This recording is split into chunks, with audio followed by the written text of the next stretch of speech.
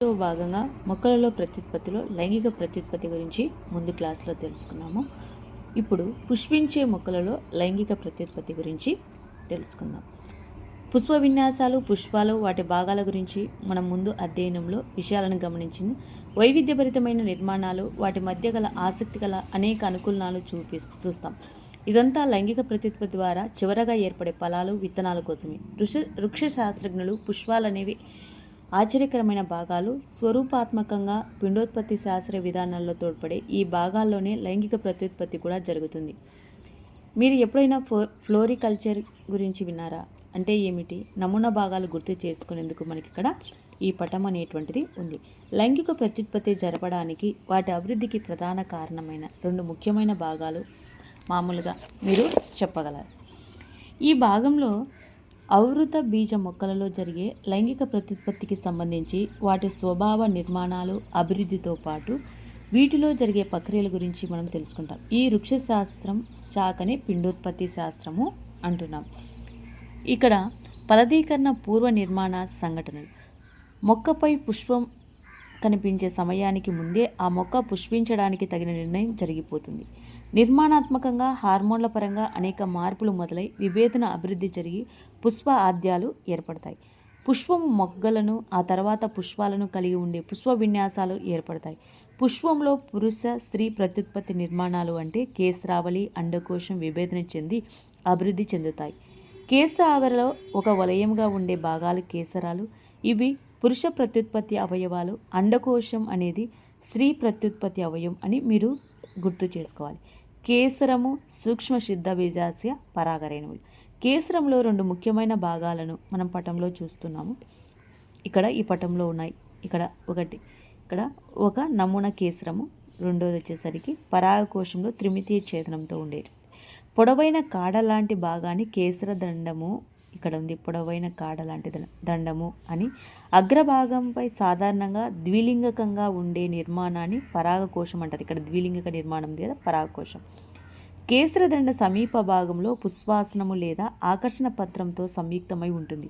వివిధ జాతుల పుష్పాలలోని కేసరాలు, వాటి సంఖ్య, పొడవు అనే వాటిలో వైవిధ్యాన్ని చూపిస్తాయి. మీరు 10 పుష్పాల నుంచి ఒక్కొక్క కేసరాన్ని, ప్రతి ఒక్కటి వేరే ప్రజాతికి సంబంధించినవి, గాజు పలకపై పేర్చినప్పుడు ప్రకృతిలో వాటి పరిమాణంలో గల వైవిధ్యాన్ని చూడగలరు. విచ్ఛేదనం సూక్ష్మదర్శిని సహాయంతో సున్నితంగా పరిశీలించి పటాలతో గీసినప్పుడు వివిధ పుష్పాలలో వాటి ఆకారము, సహలగ్నతతో తేడాలను తెలుసుకోవచ్చు.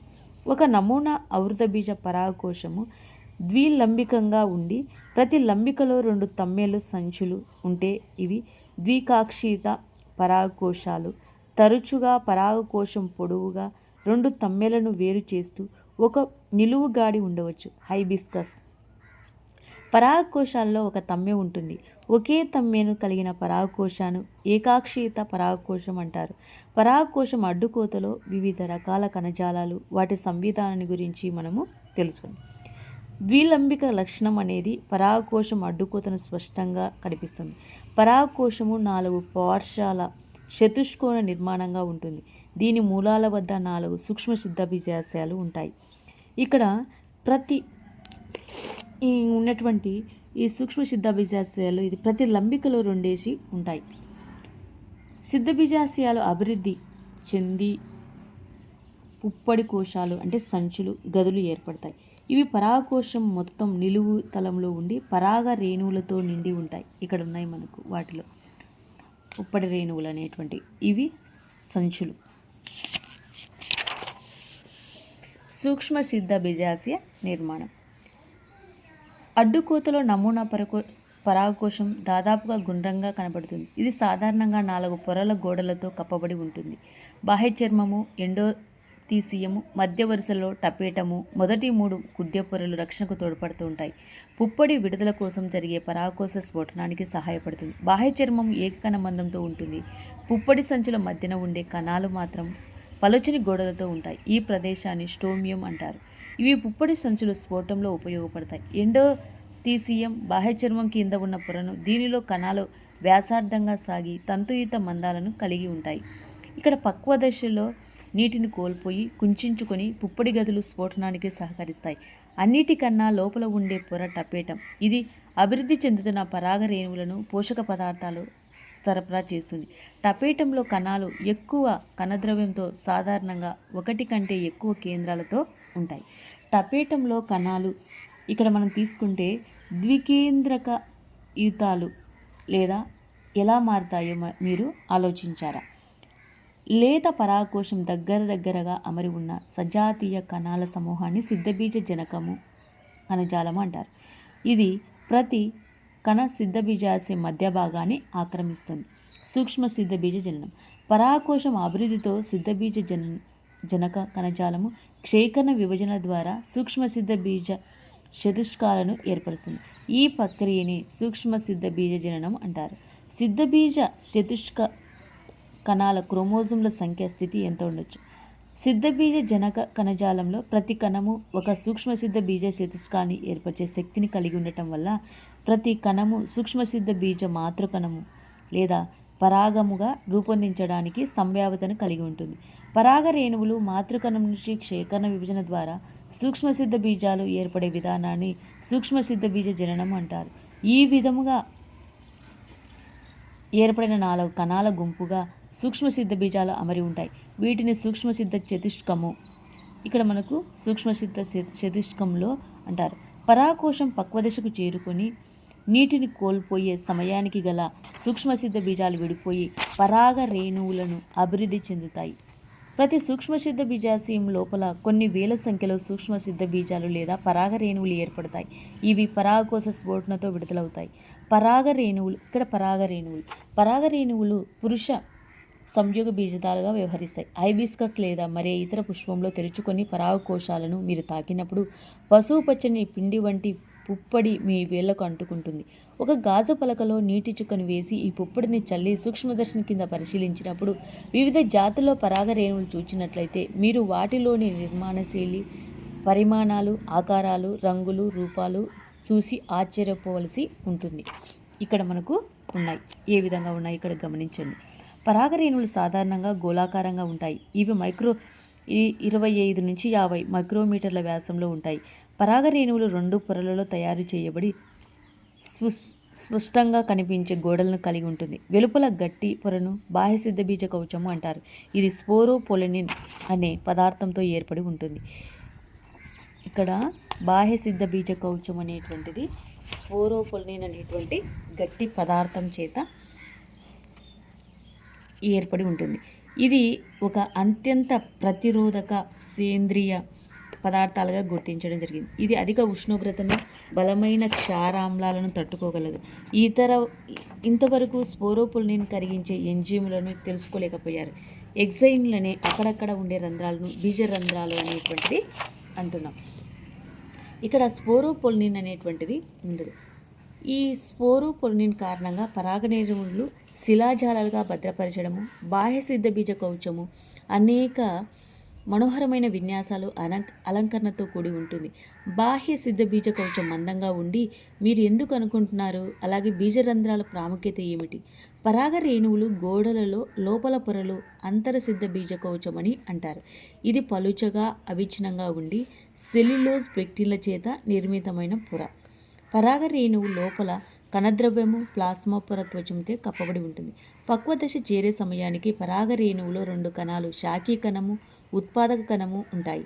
శాఖీ కణం పెద్దదిగాను అధిక ఆహార నిల్వలో ఉంటుంది. దీనిలో ఒక పెద్ద అపక్రమాకార కేంద్రకం ఉంటుంది. ఉత్పాదక కణం చిన్నదిగాను శాఖీ కణములోని కణద్రవ్యంలో తేలుతూ ఉంటుంది. ఇది కండె ఆకారంలో ఉంటుంది. దీనిలో చిక్కని కణద్రవ్యము ఒక కేంద్రకంగా ఉండి ఔరిత బీజాల్లోని 60% మొక్కలలో ఈ 2 కణాల దశ పరాగ రేణువులు విడుదలవుతాయి. మిగతా జాతులలో పరాగ రేణువులు విడుదల ముందుగానే ఉత్పాదక కణ సమవిభజన ద్వారా 2 పురుష సంయోగ బీజాలు ఏర్పరుస్తుంది. 3 కణాల దశ అనేక జాతులకు సంబంధించి పరాగ రేణువులు తీవ్రమైన ఎలర్జీలు, శ్వాసకోశ బాధలు కలగజేస్తూ కొందరిలో దీర్ఘకాలిక శ్వాస సంబంధ వ్యాధులైన ఆస్తమా, ఉబస, బ్రాంకైటిస్ కలగజేస్తాయి. పార్థేనియం అనే మొక్క భారతదేశానికి విత్తనం పలంకిగా గోధుమ దిగుమతి ద్వారా వచ్చి దేశమంతటా విస్తరించి పుప్పొడి ఎలర్జీని కలగజేస్తుంది. ఇక్కడ ఏది పార్థీనియం అనేటువంటిది దేశవ్యాప్తంగా వ్యాపించింది. ఇది ఎలా వచ్చిందంటే గోధుమ దిగుమతి ద్వారా వచ్చింది. పుప్పొడి అనేటువంటిది ఎలర్జీని కలుగజేస్తుంది.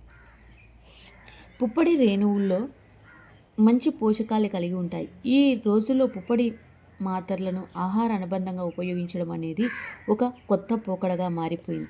పశ్చిమ దేశాల్లో ఈ పుప్పొడి ఉత్పత్తులు మార్కెట్లలో మాత్రలుగా, సిరప్లుగాను లభ్యమవుతున్నాయి.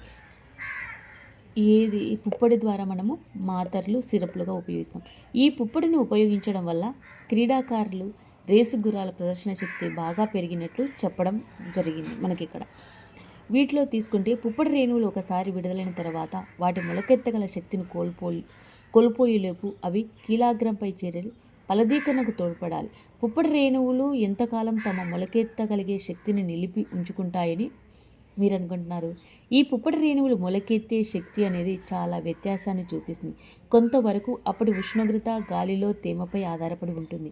వరి, గోధుమ లాంటి కొన్ని ధాన్యాల్లో పరాగ రేణువులు విడుదలైన 30 నిమిషాల్లోనే తమ మొలకెత్తే శక్తిని కోల్పోతాయి.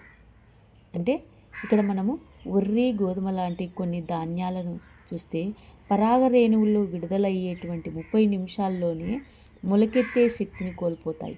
అలాగే కొన్ని రోజేసి, లెగ్యూమినేసి, సొలనేసికి చెందిన మొక్కల పరాగ రేణువులు కొన్ని నెలల వరకు తమ మొలకెత్తే శక్తిని కలిగి ఉంటాయి. అనేక జాతుల పరాగ రేణువులు ద్రవ నత్రజనిని -196 డిగ్రీలలో కొన్ని సంవత్సరాల వరకు భద్రపరచడం సాధ్యమవుతుంది.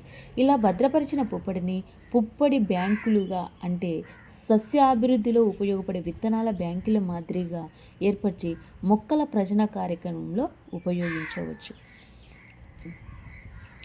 అండకోశం, స్థూల సిద్ధబీజాశయ అండము, పిండకోశం. అండకోశము పుష్పంలోని స్త్రీ ప్రత్యుత్పత్తి అవయవం. అండకోశం అనేది ఒక ఫలదళాన్ని కానీ లేదా ఒకటి కంటే ఎక్కువ ఫలదళాలను కలిగి ఉండవచ్చు. ఒకటి కంటే ఎక్కువ ఫలదళాలు ఉన్నప్పుడు అవి సంయుక్తంగా కానీ, ఉదాహరణకు హైబిస్కస్, పాపవర్, లేదా అసంయుక్తంగా ఉన్నటువంటి కానీ, ఉదాహరణకు అనోనా, మైకిలియా ఉంటాయి. ప్రతి ఫలదళంలో 3 భాగాలు ఉంటాయి. కీలాగ్రము, కీలము, అండాశయము అనేవి ఫలదళంలో 3 భాగాలు. కీలాగ్రం అనేది పరాగ రేణువులు చేరి దానికి వేదికగా ఉపయోగపడుతుంది. కీలాగ్రం కిందనే ఉండే కీలం సన్నగా, పొడవుగా ఉంటుంది. ఉబ్బిన పీఠ భాగాన్ని అండాశయము అంటారు. అండాశయం లోపల కుహరము, అండాశయ బిలము, అండాశయ కుహరంలో అండాన్యాస స్థానము ఉంటుంది. అండాన్యాసం నిర్వచనం మనం దాని రకాలు గురించి ముందు భాగంలో చదివింది ఒకసారి గుర్తు చేసుకుందాం. ఈ అండాన్యాస స్థానం నుంచి ఏర్పడే స్థూల సిద్ధ బీజాశయాలనే సాధారణంగా అండాలు అని పిలుస్తారు. అండాశయంలో ఒకటి, ఉదాహరణకు గోధుమ, వర్రి, సూర్యకాంతం నుంచి అనేక, ఉదాహరణకు ఈ అండాశయంలో ఒకటి అనేటువంటివి ఒక అండాన్యాసంలో గోధుమ, వర్రి, సూర్యకాంతంలో ఉంటాయి. అనేకము బొప్పాయి, ఆర్కిడ్, పుచ్చలో అండాలు ఉంటాయి. స్థూల సిద్ధ బీజాశయం. ముందుగా మనం ఒక అవృత బీజ అండం నమూనాను ఎలా ఉంటుందో ఇక్కడ ఈ చిత్రాల్లో తెలుసుకుంటూ ఉన్నాం. ఇక్కడ వీటిలో వచ్చేసరికి ఇక్కడ ఉన్నటువంటి ఈ అండాశయాలు ఎలా ఉంటాయి ఇక్కడ ఈ చిత్రాల్లో ఏది స్థూల సిద్ధ బీజాశయ అండం గురించి తెలుసుకుంటున్నాం. ఇక్కడ ముందుగా మనం ఒక అవృత బీజ అండ నమూనా ఎలా ఉంటుందో తెలుసుకుని, అండము అనే చిన్న నిర్మాణము అండాన్యాస స్థానానికి అండరుంతము అనే ఒక రుంతం ద్వారా అతుక్కొని ఉంటుంది. అండదేహము అండరుంతం దగ్గర కలిసిపోయే భాగాన్ని విత్తుచార అంటారు. విత్తుచార అనేది అండము, అండరుంతము సంగమ స్థానం. ప్రతి అండము 1 లేదా 2 కవచాలను కలిగి ఉంటుంది. వీటిని అండ కవచాలు అంటారు. ఈ కవచాలు మొత్తం అండాన్ని కప్పుతూ కొన భాగంలో చిన్న రంధ్రం ఉండేలా అమరి ఉంటుంది. ఈ రంధ్రాన్ని అండద్వారము అంటారు. అండద్వారం కొన ఎదురు భాగాన్ని చలజ అంటారు. ఇది అండ పీఠ భాగము. అండ కవచం లోపల అండాంత కణజాలం అనే కణ సమూహంగా ఉంటుంది. లోరాంతస్లో అండాలను ఆవరించి అండ కవచాలు ఉండవు. హీలియాంతస్, దత్తూరాల అండాలు ఒక అండ కవచంతో కప్పబడి ఉంటాయి. ఏకదళ బీజాలలోనూ పాలిపేటాలే చెందిన మొక్కలలో అండ కవచాలు 2 ఉంటాయి. అండాంత కణజాలం ఎక్కువ పోషక పదార్థాలను నిల్వ చేస్తుంది. అండాంత కణజాలం లోపల పిండకోశము లేదా స్త్రీ సంయోగ బీజదం ఉంటుంది. ప్రతి అండములో సాధారణంగా ఒక పిండకోశం అనేది స్థూల సిద్ధ బీజ క్షేకరణ విభజన తర్వాత ఏర్పడుతుంది. పాలిగోనంలో అండద్వారము శలజ, అండవృంతము ఒకే నిలువు రేఖపై అమరి ఉంటాయి. నిట్టారుగా ఉండే అండాన్ని నిర్వక్ర అండము అంటారు. సూర్యకాంతం కుటుంబం మొక్కలలో అండాలు తలక్రిందులుగా ఉండే అండాలు. దీనిలో అండము 180 డిగ్రీల కోణంలో అండవృంతం వైపుకు వంపు తిరుగుటచే అండద్వారము అండవృంతానికి దగ్గరగా ఉంటుంది. ఇటువంటి అండాలను వక్రాండాలు అంటారు. ఇక్కడ మనము ఈ వక్రాండాలు అనేటువంటివి ఇది ఇక్కడ ఈ చిత్రంలో మనం చూస్తున్నాం. చిక్కుడు కుటుంబంలో అండదేహము అండవృంతానికి లంబ కోణంలో ఉంటుంది. అండదేహము వంపు తిరగడంతో అండద్వారము అండవృంతం వైపు వస్తుంది. దీనిలో పిండకోశం కొద్దిగా వంపు తిరిగి ఉంటుంది. ఇటువంటి అండాలను కాంఫైలోట్రోపస్ అండాలు అంటారు. స్థూల సిద్ధ బీజ జననం. ఇక్కడ స్థూల సిద్ధ బీజ జననం అనేది స్థూల సిద్ధ బీజ మాతృకణాల నుండి స్థూల సిద్ధ బీజాలు ఏర్పడి ప్రక్రియను స్థూల సిద్ధ బీజ జననం అంటారు. అండములో అండాంత కణజాలంలో అండద్వార ప్రదేశం దగ్గర ఒక స్థూల సిద్ధ బీజ మాతృకణము విభేదన చెందుతుంది. ఇది చిక్కని కణద్రవ్యంతోనూ స్పష్టంగా కనిపించే ఒక కేంద్రకంతో ఉండే పెద్ద కణము అనేటువంటివి ఉన్నాయి. స్థూల సిద్ధ బీజ మాతృకణాలు క్షేకణ విభజన చెంది స్థూల సిద్ధ బీజ మాతృకణ విభజన చెందడంలో ప్రాముఖ్యత ఏర్పడతాయి. క్షేకణ విభజన లేదా మియాసిస్ వల్ల 4 స్థూల సిద్ధ బీజాలు ఏర్పడతాయి. ఇక్కడ స్త్రీ సంయోగ బీజదం. చాలా పుష్పించే మొక్కలలో ఒకే ఒక స్థూల సిద్ధ బీజ క్రియాత్మకంగా ఉండి మిగిలిన 3 నశించిపోతాయి. క్రియాత్మకంగా ఉండే స్థూల సిద్ధ బీజం మాత్రమే మాతృకణంగా వ్యవహరించి స్త్రీ సంయోగ బీజదం అంటే పిండకోశంగా అభివృద్ధి చెందుతుంది. ఈ విధంగా ఒకే ఒక స్థూల సిద్ధ బీజం నుంచి పిండకోశం ఏర్పడే విధానాన్ని ఏకసిద్ధ బీజ వర్ధకము అభివృద్ధి అంటారు. అండాంత కణజాలము స్థూల సిద్ధ బీజ మాతృకణము క్రియాత్మక స్థూల సిద్ధ బీజము స్త్రీ సంయోగ బీజదము కణాలలో క్రోమోజోమ్ సంఖ్యాస్థితిని పాలిట్ ఎంత ఉంటుంది. పిండకోశం అభివృద్ధి గురించి మనము మరికొంత విపులంగా తెలుసుకుందాం. క్రియాత్మకంగా స్థూల సిద్ధ బీజంలో కేంద్రకం సమవిభజన జరిపి 2 కేంద్రకాలను ఏర్పరుస్తుంది.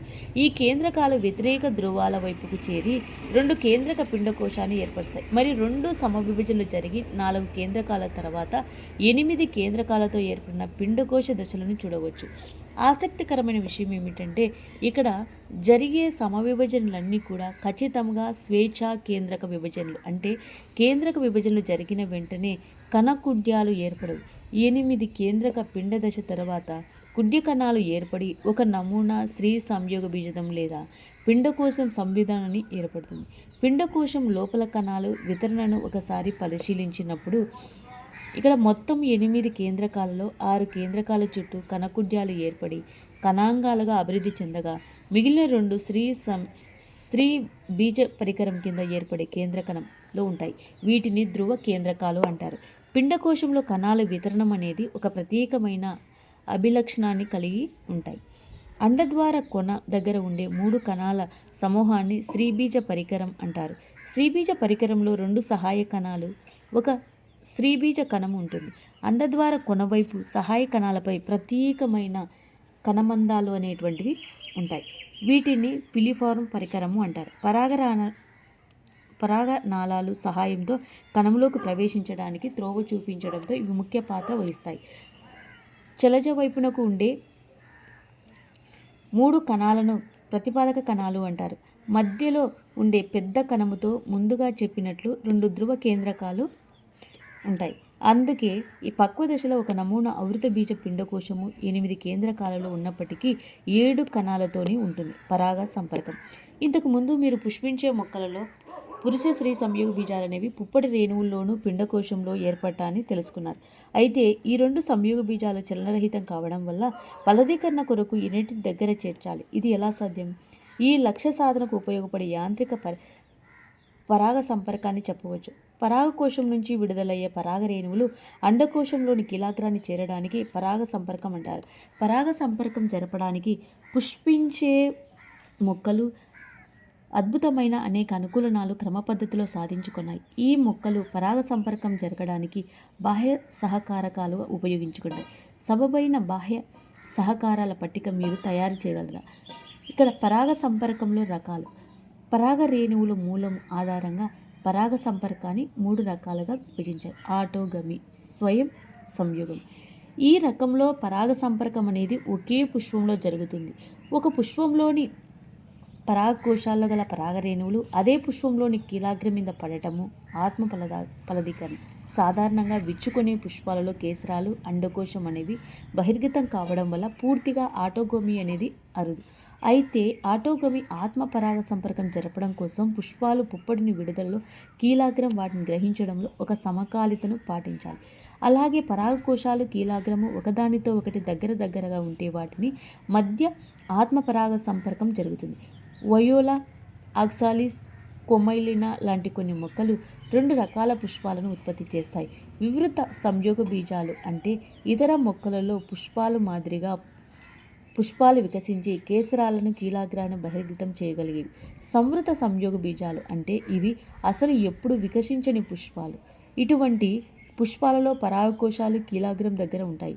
పుష్పపు మొగ్గలో పరాగకోశాలు స్ఫోటనం చెందడం ద్వారా పరాగరేణువులు కీలాగ్రాన్ని చేరడంలో పరాగ సంపర్కం జరుగుతుంది. అంటే సంవృత సంయోగ పుష్పాలు ఎల్లప్పుడూ ఆత్మ పరాగ సంపర్కాన్ని చూపిస్తాయి. కారణము వీటిలో పరపరాగ అనేది కీలాగ్రము చేరే అవకాశం లేకపోవడం. సంవృత సంయోగ బీజాలు పరాగ సంపర్క సహకారాలు లేకపోయినా విత్తనాభివృద్ధి నిశ్చయంగా చేస్తాయి. మీరు సంవృత సంయోగ మొక్కలను అనుకూలమైనదిగా భావిస్తున్నారా లేదా ప్రతికూలమైనదిగా భావిస్తున్నారా? ఇక్కడ ఏకవృక్ష పరాగ సంపర్కం. దీనిలో ఒక పుష్పంలో పరాగకోశాల్లో గల పరాగరేణువులు అదే మొక్కపై ఉన్న వేరొక పుష్పం కీలాగ్రం మీద పడతాయి. గైటినోగమి అనేది క్రియాత్మక పరాగ సంపర్కం అయినప్పటికీ పుప్పడి రేణువులు అదే మొక్క నుంచి రావడం వల్ల అది జన్యుపరంగా ఆత్మ పరాగ సంపర్కం ఆటోగమి వంటిదే. భిన్న వృక్ష పరాగ సంపర్కం. ఇక్కడ దీనిలో ఒక మొక్క మీద ఉన్న పుష్పాలలో పరాగరేణువులు వేరొక మొక్కపై ఉన్న కీలాగ్రం మీద పడతాయి. ఈ రకమైన పరాగ సంపర్కం ఒకటే జన్యుపరంగా వివిధ రకాల పరాగరేణువులు కీలాగ్రాన్ని చేరుస్తాయి. పరాగ సంపర్కానికి ఇక్కడ తోడ్పడేటువంటి సహకారాలు. పరాగ సంపర్కాన్ని జరగడానికి 2 నిర్జీవ గాలి, నీరు, ఒక జీవి అంటే జంతువులు సహకారాల సహాయాన్ని మొక్కలు ఉపయోగించి ఉంటాయి. ఎక్కువ శాతం మొక్కలు జీవ సహకారాల ద్వారా పరాగ సంపర్కాన్ని జరుపుతాయి. తక్కువ శాతం మొక్కలు నిర్జీవ సహకారాల సహాయాన్ని ఉపయోగించుకుంటాయి. గాలి, నీటి పరాగ సంపర్కం ద్వారా పరాగరేణువులు కీలాగ్రం చేరడం అనేది యాదృచ్ఛికంగా సంభవిస్తుంది. ఇక్కడ అనుచిత పద్ధతిలో కూడిన పరాగరేణువులు నష్టాన్ని పూరించుటకు పుష్పాలు లెక్కలేని పరాగరేణువులను ఉత్పత్తి చేస్తాయి. ఇవి సాధారణంగా పరాగ సంపర్కానికి ఉపయోగపడే అండాల సంఖ్య కంటే చాలా ఎక్కువగా ఉంటాయి. వాయు పరాగ సంపర్కం అనేది సర్వసాధారణమైన నిర్జీవ పరాగ సంపర్క రకం. పరాగ సంపర్కాన్ని జరగడానికి పుప్పడి రేణువులు తేలికగా జిగురు లేకుండా ఉండటం వల్ల ఇవి వాయు సంపర్కం ద్వారా సులువుగా వ్యాప్తి చెందగలవు. కొన్ని బహిర్గతమైనటువంటి కేసరాలు కలిగి ఉండటమే పుప్పడి తేలికగా గాలి ద్వారా వ్యాప్తి చెందుతాయి. అలాగే వీటిల్లో పొడవైన ఈక వంటి కీలాగ్రం ద్వారా పుప్పడి రేణువుల వంటి పట్టి ఉంచుతాయి. సాధారణంగా వాయు పరాగ సంపర్కం జరిపే పుష్పాలలో ప్రతి అండాశయంలో ఒకే ఒక అండం ఉంటుంది. అనేక పుష్పాలు కలిసి ఒక పుష్ప విన్యాసం ఏర్పడతాయి. సర్వసామాన్యమైన ఉదాహరణకు మొక్కజొన్న కంకి. దీని పుష్ప విన్యాసంలో మీరు చూస్తే పొడవైన పట్టు దారాల లాంటి నిర్మాణాలు, కీలాలు ఇవి గాలికి కదులుతూ పుప్పడి రేణువులను పట్టుకుంటాయి. గడ్డి మొక్కలలో వాయు పరాగ సంపర్కం అనేది సర్వసాధారణమైనది. నీటి ద్వారా జరిగే పరాగ సంపర్కం, జల పరాగ సంపర్కం అనేది పుష్పించే మొక్కలలో చాలా అరుదుగా కేవలం 30 ప్రజాతుల్లో ఎక్కువ ఏకదళ బీజాల్లో కనిపిస్తాయి. దీనికి విరుద్ధంగా మీరు గుర్తించుకుంటే నిమ్న వర్గాలకు చెందిన మొక్కలైన శైవలాలు, బ్రయోఫైట్లు, టెరిడోఫైట్లలో పురుష సంయోగ బీజాల రవాణా నీటి పాత్ర చాలా ముఖ్యమైనది. దీంట్లో నీటి అంటే శైవలాలు, బ్రయోఫైట్లు, టెరిడోఫైట్లలో పురుష సంయోగ బీజాల రవాణా నీటి ప్రాముఖ్యత చాలా ముఖ్యమైనది. కొన్ని బ్రయోఫైటా, టెరిడోఫైటా మొక్కలు సంయోగ బీజాల రవాణాకు ఫలదీకరణకు కావలసిన నీటి అవసరాల దృష్ట్యా వాటి వ్యాప్తి పరిమితమైందని భావిస్తూ ఉంటారు. ఇక్కడ మంచి నీటిలో పెరిగే వాలిస్నేరియా, హైడ్రిల్లా, ఉప్పు నీటిలో పెరిగే జోస్టారా లాంటి అనేక సముద్రపు గడ్డి జాతులు జల పరాగ సంపర్కం జరిపే మొక్కలకు ఉదాహరణ. అన్ని నీటి మొక్కలు పరాగ సంపర్కంలో నీటిని ఉపయోగించవు. చాలా నీటి మొక్కల్లో గుర్రపు డెక్క, నీటి కలువలలో పుష్పాలు నీటి పైభాగాన్ని వెలుపలికి వచ్చి కీటకాల ద్వారా లేదా గాలి ద్వారా నేల మొక్కల పరాగ సంపర్కం జరుపుతుంది. వాలిస్నేరియాలో స్త్రీ పుష్పాలు పొడవైన వృంతాల సహాయంతో నీటి పైభాగాన్ని చేరగా పురుష పుష్పాలు లేదా పుప్పడి రేణువులు నీటిపై విడుదలవుతాయి. ఇవి నీటి ప్రవాహంతో నిష్క్రియాత్మకంగా కదులుతూ చివరికి కొన్ని స్త్రీ పుష్పాలను కీలాగ్రాన్ని చేరుతాయి. ఊర్ధ్వజల పరాగ సంపర్కం అంటారు. ఊర్ధ్వజల పరాగ సంపర్కం అంటారు. జల పరాగ సంపర్కానికి చెందే మరొక వర్గపు మొక్కలు అంటే సముద్రపు గడ్డి మొక్కలలో జోస్టెరా స్త్రీ పుష్పాలు పూర్తిగా నీటిలో మునిగి ఉండగా పరాగ రేణువులు కూడా నీటితో విడుదలవుతాయి. అనేక జాతుల పరాగ రేణువులు పొడవుగా రిబ్బన్ ఆకృతిలో ఉండి నీటి ప్రవాహంలో నిష్క్రియాత్మకంగా లోపలికి కదులుతూ కొన్ని కీలాగ్రాన్ని చేరి పరాగ సంపర్కాన్ని జరుపుతాయి. అదో జలపరాగ సంపర్కం జరిపే చాలా జాతుల్లో పరాగ రేణువులు ఒక జిగురు పొరతో కప్పబడి అధిక తేమ నుంచి కాపాడుతాయి. వాయుజల పరాగ సంపర్కం జరిపి పుష్పాలు అంత మంచి రంగుతో ఉండవు, అలాగే మకరంధ్రాన్ని కూడా స్రవించవు. దీనికి గల కారణాలేమి? అధిక శాతం పుష్పించే మొక్కలు అనేక రకాల జంతువులను పరాగ సంపర్క సహకారాలుగా ఉపయోగించుకుంటాయి. జంతు పరాగ సంపర్కం తేనెటీగలు, సీతాకోక చిలుకలు, ఈగలు, బీటిల్స్, కందిరీగలు, చీమలు, పట్టుపురుగులు. కీటక పరాగ సంపర్కం సన్బర్డ్స్, తీతుపిట్టలు, పక్షి పరాగ సంపర్కం. గబ్బిలాలు, క్యూరోప్టిరా ఫిలి అనే సాధారణంగా పరాగ సంపర్కానికి తోడ్పడే జంతు సహకారాలు. జంతువులలో ముఖ్యంగా కీటకాలు, అందులో తేనెటీగలు బలమైన జీవ సహకారాలు. ఉడతలు, థెరోఫిలి, తోకలేని కోతులు, ప్రీమేట్లు, నిషాకపి, లైమూర్లు, చెట్లపై ఉండే రోడెంట్లు, అలాగే సర్వీస్ రూపాలు అంటే పాములు, ఒపియోఫిలి, గైకోలిజార్డ్లు, తొండలు, గార్డెన్ లిజార్డ్లు లాంటి పెద్ద జంతువులు కూడా పరాగ సంపర్క సహకారాలుగా తోడ్పడతాయి. ఇక్కడ జంతు పరాగ సంపర్కానికి చెందిన మొక్కలలో పుష్పాలు ప్రత్యేకమైన అనుకూలనాలను ముఖ్యంగా ఒక రకమైన జంతు జాతికి సంబంధించినట్లు చూపుతాయి. కీటక పరాగ సంపర్కం జరిపే అనేక పుష్పాలు పెద్దవిగా, రంగులతో, సువాసనతో, అధిక మకరంధ్రంతో ఉంటాయి. పుష్పాలు చిన్నవిగా ఉంటే అవి ఒక సమూహంగా పుష్ప విన్యాసాలుగా ఏర్పడి కనపడేటట్లు ఉంటాయి. జంతువులు ఈ పుష్పాల రంగు లేదా వాసన ఆకర్షించబడతాయి. ఈగలు, బీటిల్స్ ద్వారా పరాగ సంపర్కం జరుపుకునే పుష్పాలు దుర్గంధ వాసనలు వెదజల్లుతూ వీటిని ఆకర్షిస్తాయి. జంతువులు నిలకడగా రావడానికి పుష్పాలు వాటికి కొన్ని బహుమతులను సమకూరుస్తాయి. మకరంధ్రము, పుప్పొడి వంటి వాటిని పుష్పం సాధారణంగా ఇచ్చే బహుమతులు. ఇక్కడ వృక్షాలు జంతువులకు ఇచ్చే బహుమతులు ఏంటంటే మకరంధ్రము, పుప్పొడి. పుష్ప బహుమతులు కొరకు జంతువులు పుష్పాలను చేరినప్పుడు అవి పరాగకోశాలను, కీలాగ్రాలను తాకుతాయి. జంతు శరీరం మొత్తము పుప్పొడి రేణువులతో ఒక పొరలా కప్పబడి పోతుంది. సాధారణంగా జంతు సహకారాలు పుష్పంలో పుప్పొడి జిగురు ఉంటుంది. పుప్పొడితో కప్పబడి ఉన్న శరీరంలో జంతు కీలాగ్రాన్ని చేరినప్పుడు పరాగ సంపర్కం జరుగుతుంది. కొన్ని జాతుల్లో పుష్ప బహుమతులు కీటకాలకు గుడ్లు పెట్టుకునేందుకు అనువుగా ఉండే ప్రదేశాలుగా ఉంటాయి. అమార్ఫోలస్లో పుష్ప విన్యాసం ఇందుకు ఒక ఉదాహరణ. ఈ పుష్ప విన్యాసం సరాసరి 6 అడుగుల ఎత్తు ఉంటుంది. ఇటువంటిది మాత్ జాతికి సంబంధించిన ఒక కీటకం. యుక్క అనే మొక్క మధ్య గల బంధుత్వము కీటకము మొక్క ఒకటి లేకుండా మరొకటి జీవిత చక్రాన్ని పూర్తి చేసుకోలేవు. ఈ కీటకము టాజిటాక్యులా యుకాసెల్లా అండాశయ బిలంలో గుడ్లను పెడుతుంది. దీనికి ప్రతిగా ఈ కీటకం ద్వారా పుష్పంలో పరాగ సంపర్కం జరుగుతుంది. అండాశయంలో విత్తనాలు వృద్ధి చెందే సమయంలో కీటకం నుండి లార్వాలు బయటకు వస్తాయి.